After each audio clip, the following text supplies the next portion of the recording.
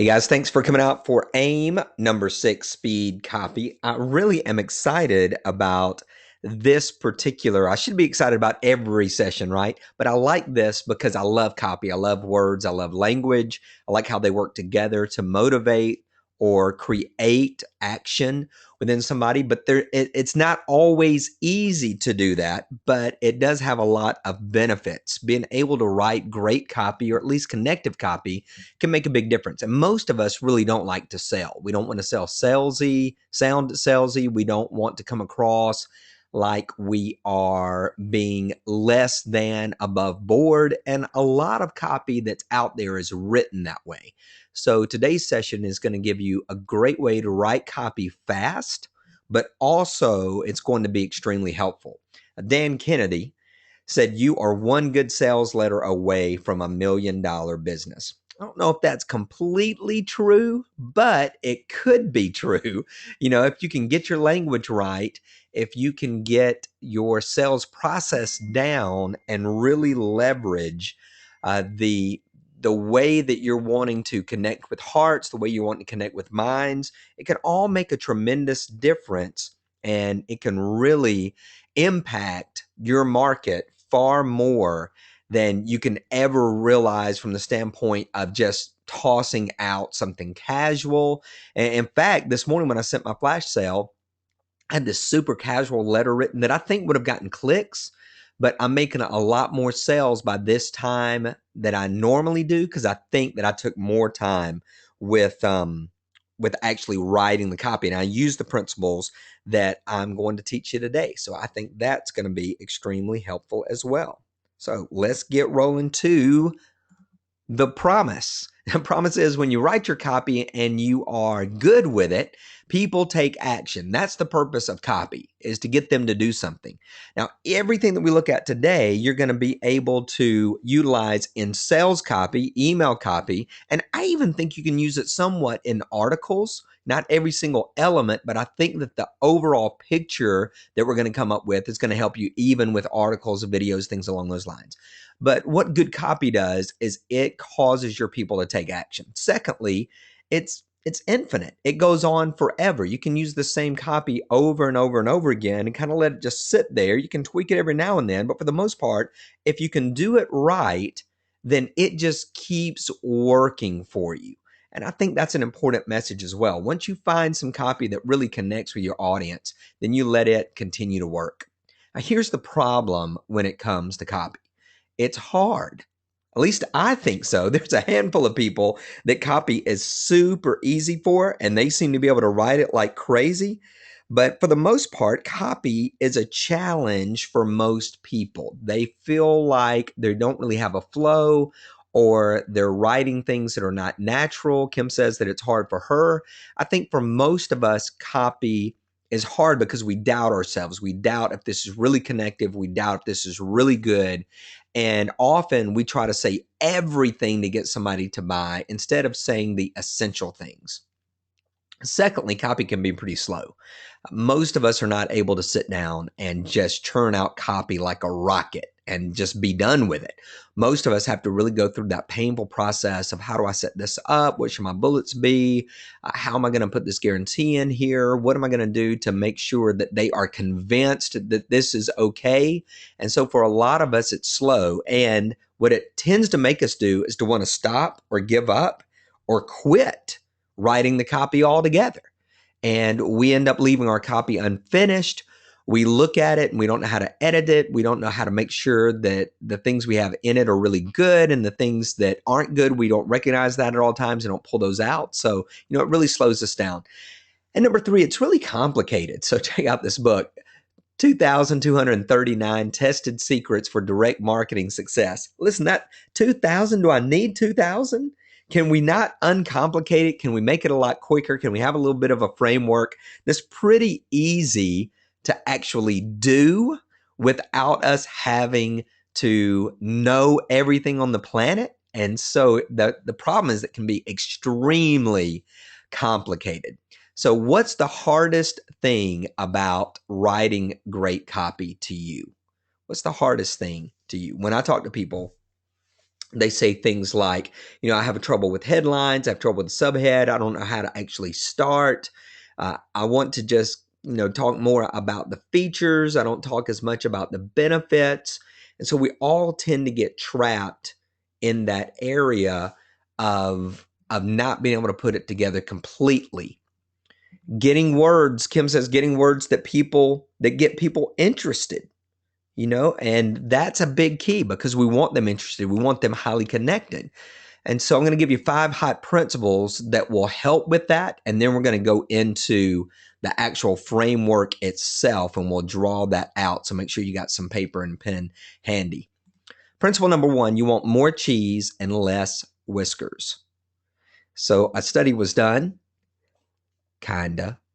about mice or rats, that they are born with a desire for cheese and an apprehension for cats.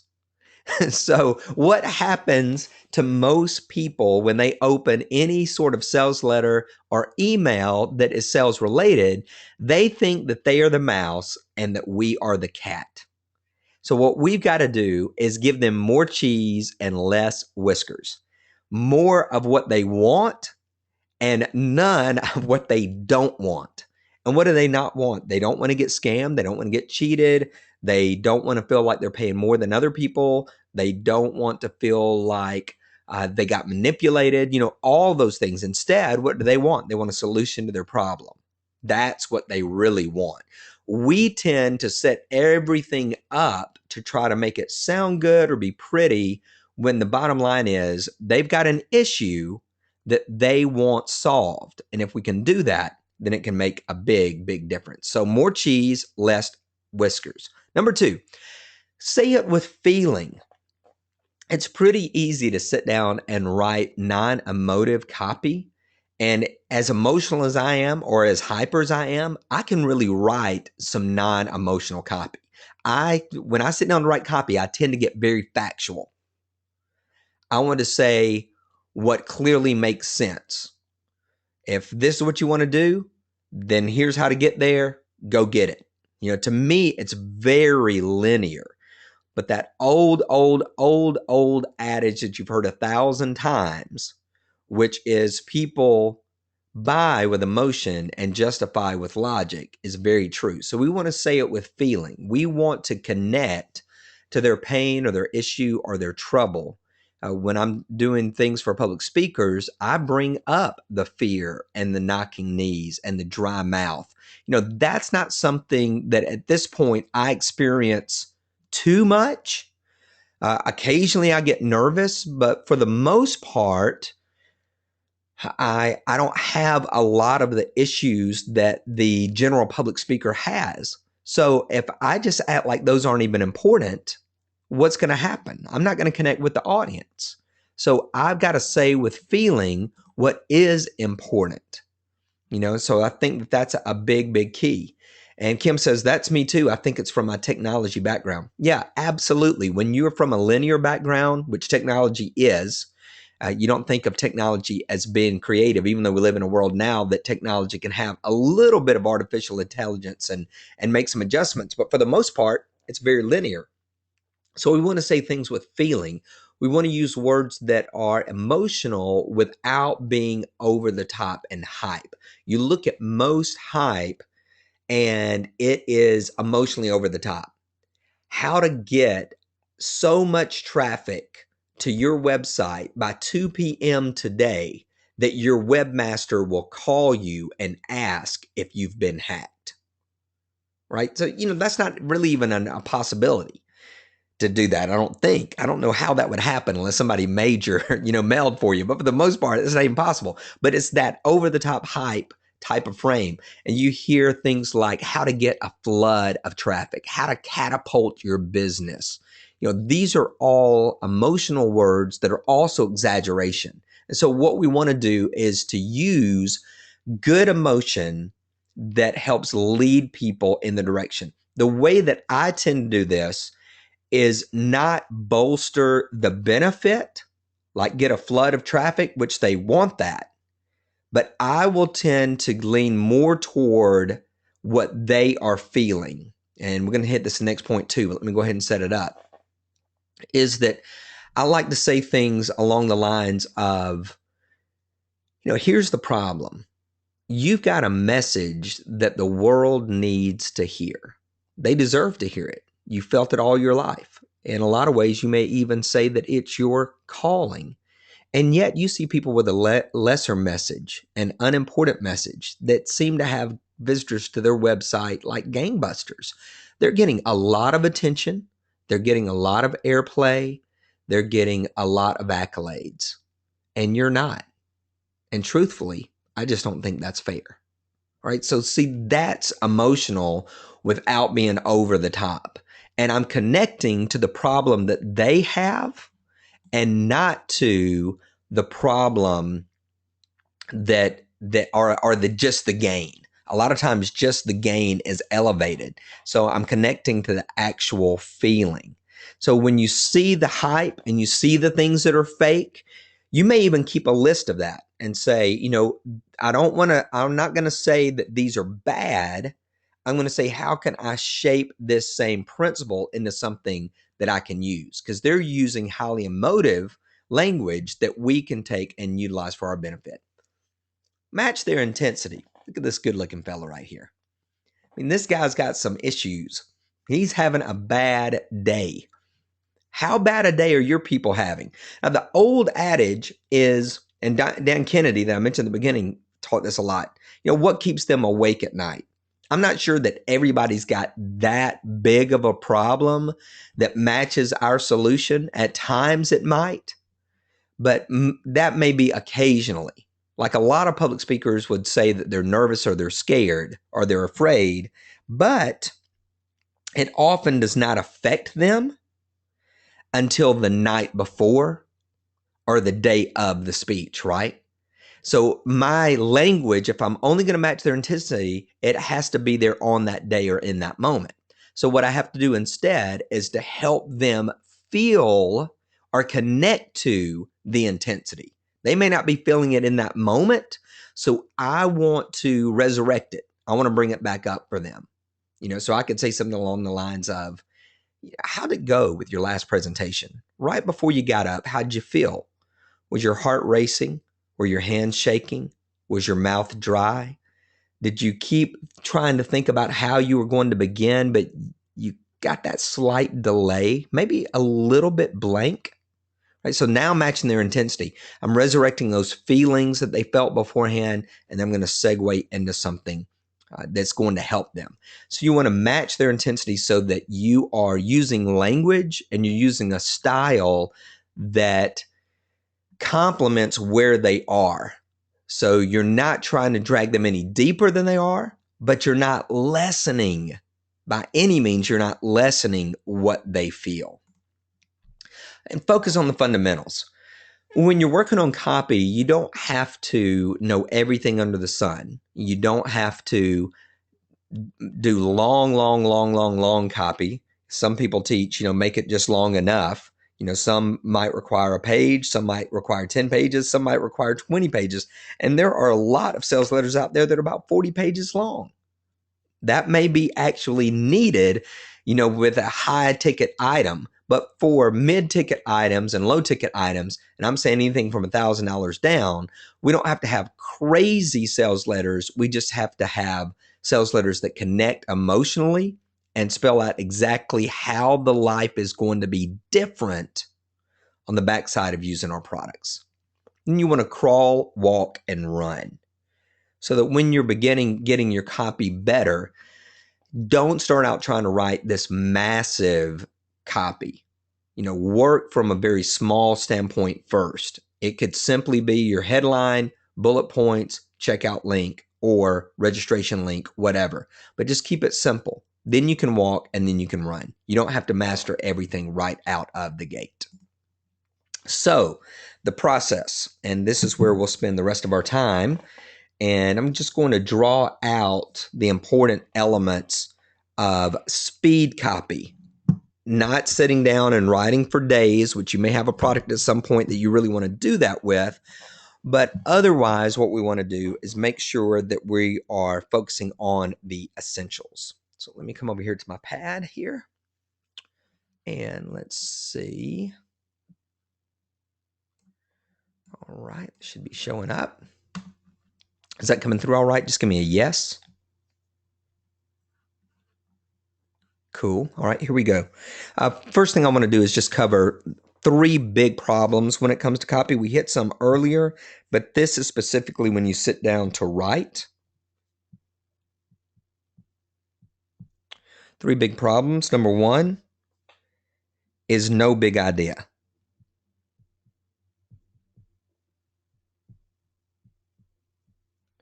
If you want to have great copy, then you need to have one big idea. Just one. That's it. Some of the guys were studying this at Dean Hunt's event a couple of weeks ago, and the big idea there was things have changed and you're falling behind. That's what got people to this conference. Things have changed and you're falling behind. That's pretty tough. So as my coach, Taki says, he'll say to coaches, he says things along the lines of, you've got to go from 1-to-1 to 1-to-many, because you're never going to be able to build a large practice going 1-to-1. You're going to be able to build a large practice, an effective practice, by going 1-to-many. Now, he's really talking about group elements, but 1-to-many is a big, big shift. It's a big idea for coaches that do one-on-one work. So back to Dean's, things have changed and you're falling behind. So whatever you're writing about or whatever you're working on for a piece of sales copy, you want an overall big idea. When I'm selling public speaking, I usually say moving from dull to dynamic. Now, I have some kickback on that because a lot of people don't want to admit they're dull, right? They feel like if I say that I'm dull, you know what, I'm beating myself down. But truth is, most are dull. All right. So from dull to dynamic, that's the big idea. So you've got to have that. The second problem is a weak offer.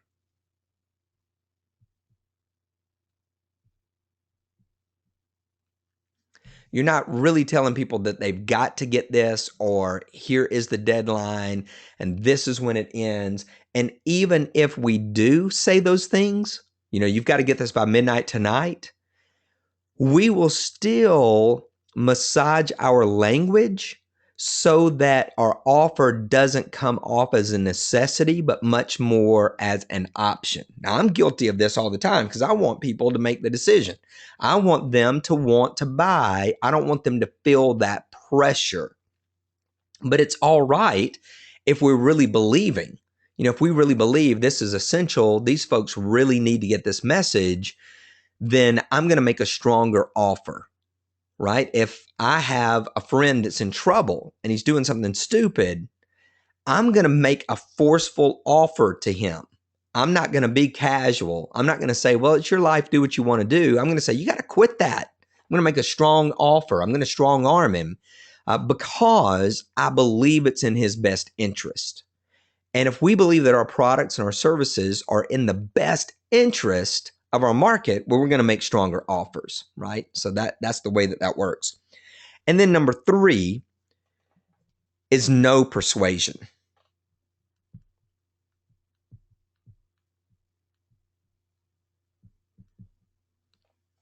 I'm not even sure that's spelled right. You know me with spelling, but no persuasion, meaning that we're not doing the deadline. We're not doing the urgency. We're not causing them to take action now. We're making it available for too long, or we're not using language that makes it seem imminent, but it makes it seem a lot more optional.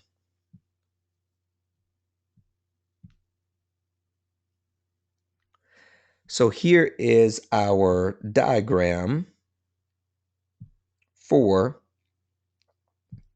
speed copy.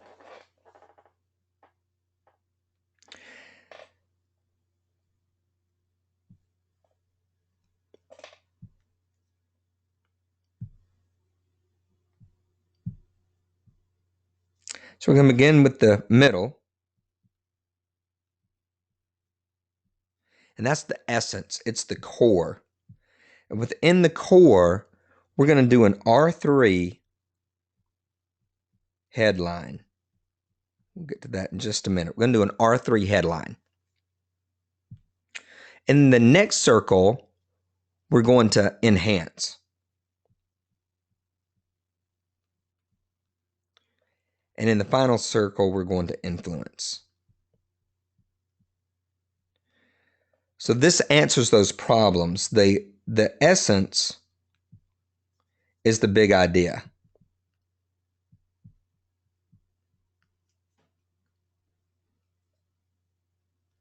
Enhance is a strong offer.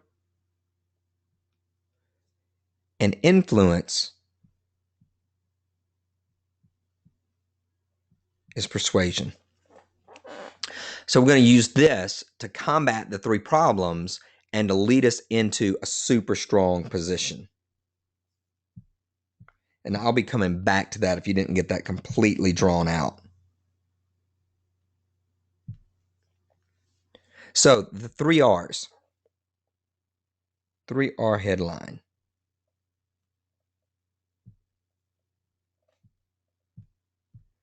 Number 1 is reality. Where are they right now? What's their situation? What's their issue? What's their problem? I'm going to give you a sentence in just a minute. So what is their reality? Secondly, what is the result that they want? What do they want to gain? And third, what is the risk if they happen not to do this? What's the risk to them if they don't get this done? So this is the 3R headline. So the reality is this is where they are now. This is what's going on in their life. The result is really where they want to be. Where are they going to get to from here? And where are they going to get to from here? And then the risk is is it going to be a challenge for it to happen? And also, is it going to cost them something if they don't get it done? What's the cost if I don't accomplish this?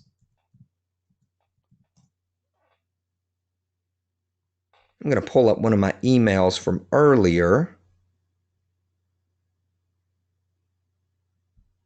because I'm going to show you the sentence and then I'm going to read to you how I used it. Okay, so the sentence of the 3R sentence is this.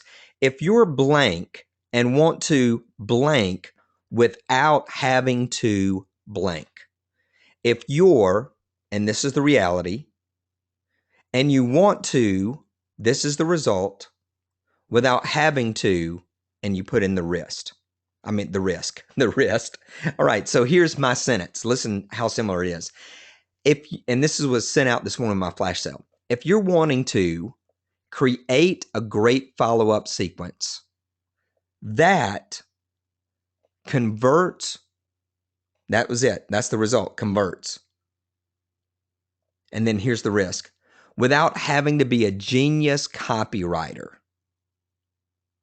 Because people are like, well, my risk is that I'm going to have to be a copywriter. I'm going to have to know a lot if I'm going to really write follow-up sequences that convert. So if you're blank and you want to blank without having to blank. So if you're wanting to create a great follow-up sequence that converts without having to be a genius copywriter, keep reading. If you're wanting to train your horse, or if your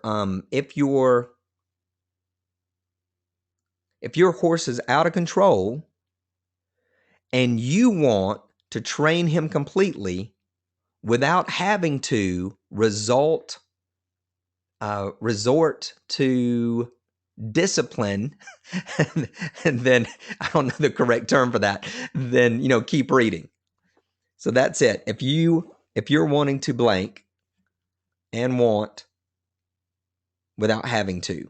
So it's a super, super, super simple sentence that can really make a big, big difference. So this is the 3R headline. that you can use. And hopefully you wrote that down. So your 3R headline is there in the middle of the essence, right? Next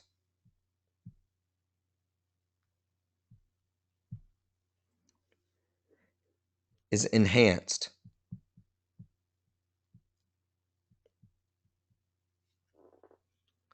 And what we want to do with enhanced is we're going to answer the questions, or we're basically going to give them a framework. Here's what I've got.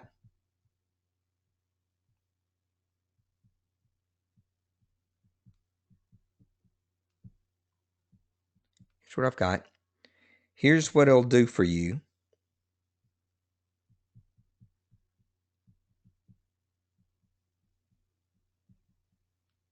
Here's how to get it.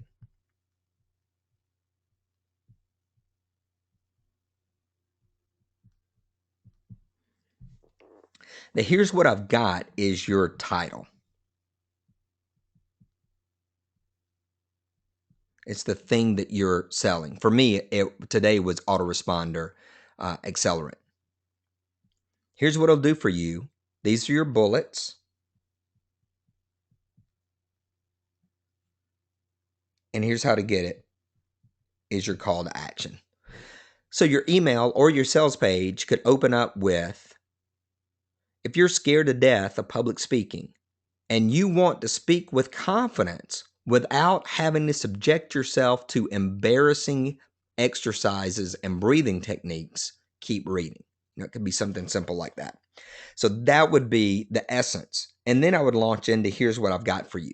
The good news is instant speaking success will allow you to get rid of your nerves, not based on woo-woo techniques, but based on content. When you know what you're going to say and how you're going to say it, amazingly, your nerves just go away, right? So here's what I've got. Here's what it'll do for you. So your nerves will just go away. Here's how that happens. Number one, you're going to learn the 7-step formula to create the perfect presentation. Number two, you're going to learn the only 3 skills that you will ever need to be a great public speaker. Number 3, you're going to learn how to practice effectively so that you never have to use a manuscript and all you'll need is a Post-it note.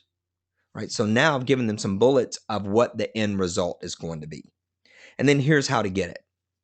The great thing is you can get the perfect presentation or instant speaking success right now. It's available on my webpage.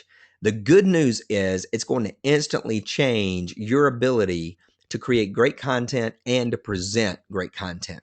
The bad news is the coupon that I have on the page expires in just 24 hours. You'll see the countdown clock, and when that hits 0, the coupon vanishes. The great thing is you can still get it. You'll just have to get it for double the price, right? So there's the call to action as well. So here's what I've got. Here's what it'll do for you. And here's how to get it. Okay, so that is the enhancement. That's how you enhance the copy. And then the final section that we saw in the circles was that was based on the influence.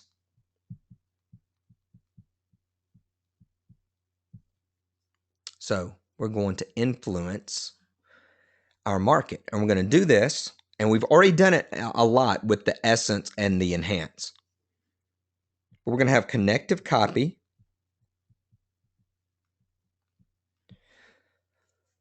Secondly, and I'll come back through these, we're going to have a reason why. And number 3, there's going to be scarcity.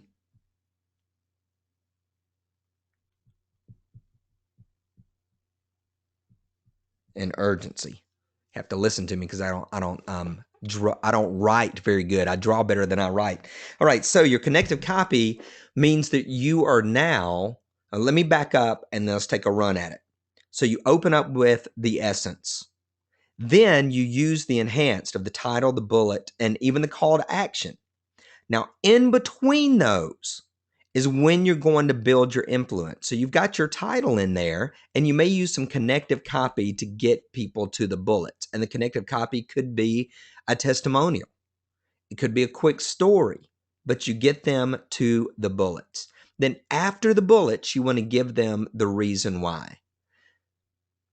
I'm so excited about you getting this because I'm sick and tired of watching so many speakers underperform because of their nerves when it would be so easy to rectify. So that'd be a great reason. I'm sick and tired of watching horse owners not build the relationship with their horse by using techniques that create fear instead of acceptance. So things along those lines. This is the reason why. And then I already mentioned the scarcity and urgency by saying that it was a limited time offer, there's a limited time coupon, and there's a countdown clock. That certainly wakes people up as well. So when you're thinking about this overall, let me see if I can draw this out effectively.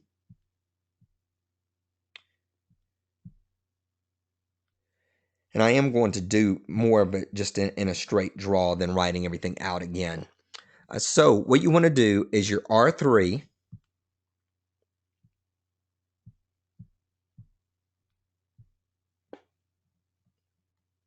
Your R3 headline. Then you want to move to your title, the thing that you're offering. Connective copy.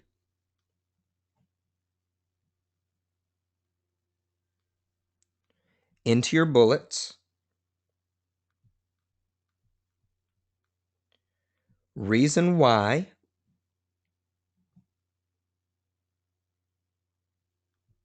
Into your call to action.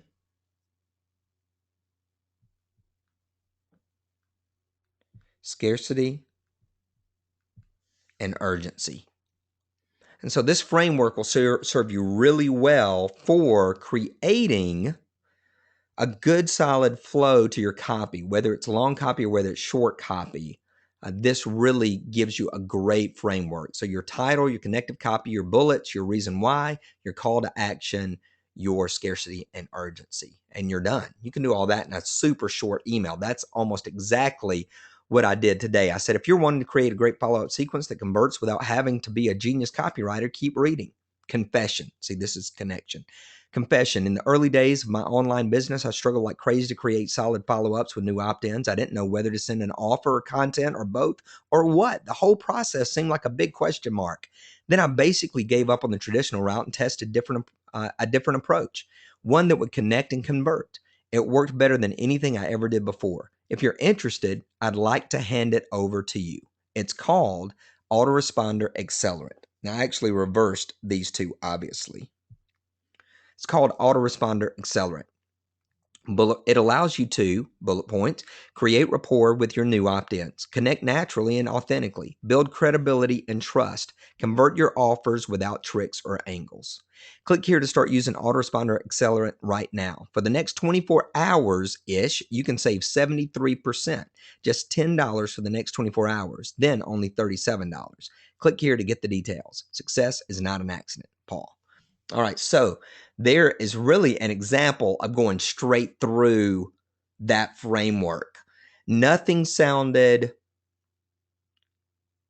hypey at all. Nothing sounded tricky, but I did connect with them through my story. Confession. I confessed. In the early days of my online business, I struggled like crazy to create solid follow-ups for new opt-ins. Almost everybody does that. But I'm taking it on me so that they are able to feel okay. Because they're like, wow, if he struggled with that, then, I don't feel so bad about struggling with it. I didn't know whether to send an offer or content or both or what.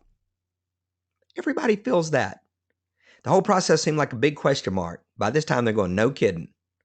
Then I basically gave up on the traditional route and tested a different approach. What? A different approach? This guy's figured it out. See, I'm being emotional without having to resort to hype.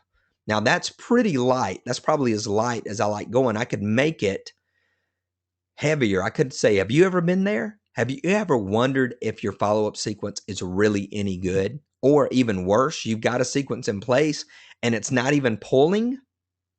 So that would be pretty emotional to go that route. All right, so that is the overall framework of this. So you've got your essence, your R3 headline, you've got your enhance, which is your title, bullets, and call to action. And then you've got your influence, which is connective copy.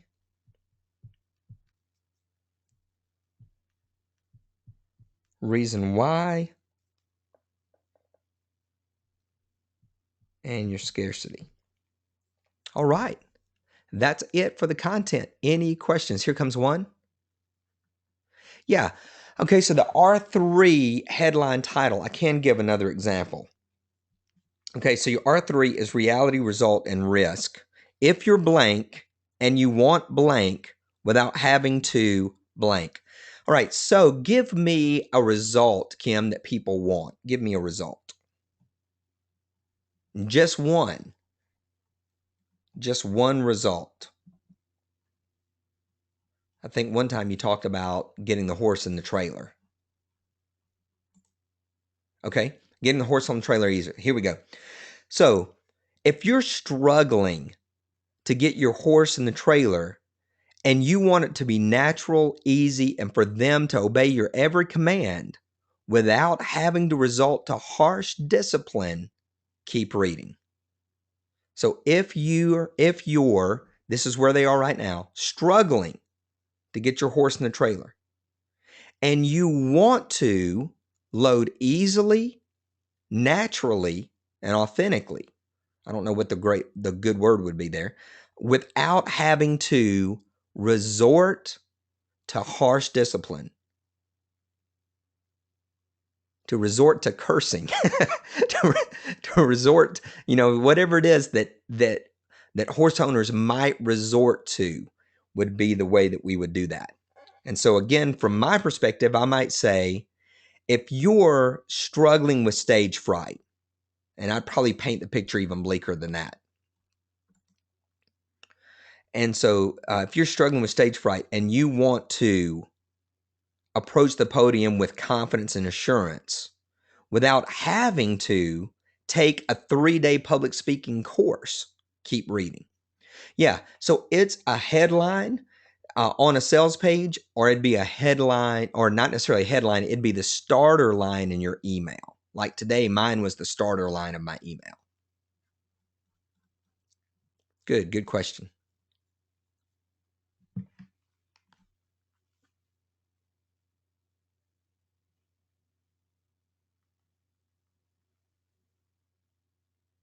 All right. Any other? That's it. Good. All right. Well, good. Let me go back to the assignment. So the assignment, make sure you do your R3, your title, your bullets, your CTA, your connection, reason why, and urgency. I would encourage you to write all those out separately and then go back, start with your R3, then do your connection, then do your title, opposite of what I said earlier, then do your bullets, your reason why, your CTA, and your urgency. And then right under the urgency would be another call to action, actually.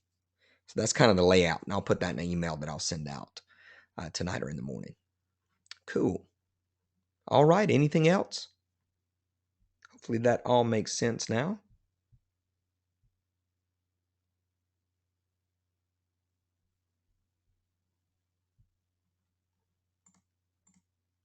Good. All right. Awesome. Well, and we will do, I'm out of town all next week, and then I'm doing some training next weekend. So it'll be week after next before we actually do the implementation time, the assessment. So you'll have plenty of time to work on it. Pretty cool. All right, good. Well, have a great rest of the day. Be blessed.